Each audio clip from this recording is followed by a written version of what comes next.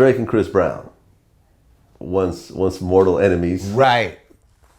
And now they did the thing at the ESPYs. Did the ESPYs together, and they're photographed in the studio together. Yes, I saw that too. What do you think? Beautiful. See, I love when people can beef and come back together. That's beautiful. This is the type of examples we need. We need more examples of shit like that. Well, I mean, you and Sadat were beefing with Grand Puba at one point. Yeah, I mean, not to the point like that, with bottles and shit. You know what I mean? But we were having our artistic disagreements at one point. Were you guys dissing each other at all on records or no? Maybe subliminally. Here and there, but not. We never got overly like enraptured in all of that type of shit. You know what I mean? Like he said little slick shit. We might have said little slick shit. And after a while, we come back and Puba, that's my brother, love you. Sadat, that's my brother, love you. You know what I mean? And shit happens in families sometimes, you know what I mean? But I know those dudes wasn't even close like that. Yeah. You know what I mean? It was over Rihanna, allegedly. Right. And now they back. That's beautiful. Also on a sidebar note, let me just say,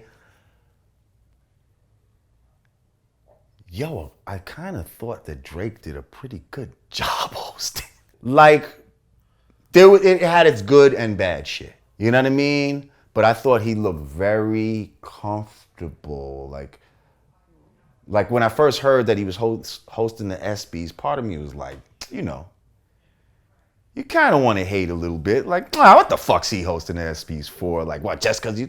But no, I thought he pulled it off. He pulled it off. I respect him for that. But now... he has an acting background. Yes. So he's comfortable in front of the camera. And that was... Where most rappers are not. Right. But even still being comfortable in front of a camera and then having all those people and I don't know, it was just... And then he was telling jokes. I mean, that's not something that he's normally... You see him doing. Well, he's done some Saturday Night Live skits and stuff like that. So yeah, he has a little bit of that. I was pretty impressed. You know what I mean? I mean, all this blowing in niggas' ears and all that shit, though. I don't know about all that. But it was. I didn't see the whole thing either. But from what I did see, I was like, you know what? I can't hate on Homeboy. Homeboy did a pretty good damn job. Good for you, Drake. Good job. As I'm talking to you, I'm looking at an article we just posted, and I guess Drake. Was on stage last night and he proclaimed that him and J. Cole are the only two kings in the rap game right now. Only kings? Only two kings in the rap game right now. Okay, what's that supposed to mean? He stepped up in front of the stage and proclaimed he and J. Cole were the only ones running rap right now, calling them the only two kings in the game. Interesting how he left off Lil Wayne off that list. Left off Jay-Z off that list. How many kings are there? You remember back in the day, T.I. called himself the King of the South. King of the South, right. At the time that, everyone laughed at him, and he actually grew into that title to a certain degree. I suppose, yeah. Yeah. Mm-hmm. You can't take away the impact he had in the South. Yeah, that's true. That's true. Listen, does Drake get a lot of spins? Yes. Hell fucking yeah. You know what I mean? Is he the king of spins for hip hop? Probably. J. Cole gets a lot of spins. J. Cole gets a lot of spins. I'm not sure if he gets as much as Drake though. Definitely not. You know what I mean? Definitely not.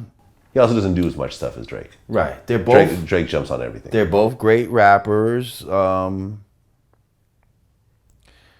I'm just not into all of this king talk. Like, you know what I mean? Like, everybody's their own king in their own universe. Like, you know what I mean? Like, I'm a king, you're a king, he's a king. Like, we all fucking kings. Like, you know what I mean? Like, does your ego need to be exalted any more than it already is? That you have to declare yourself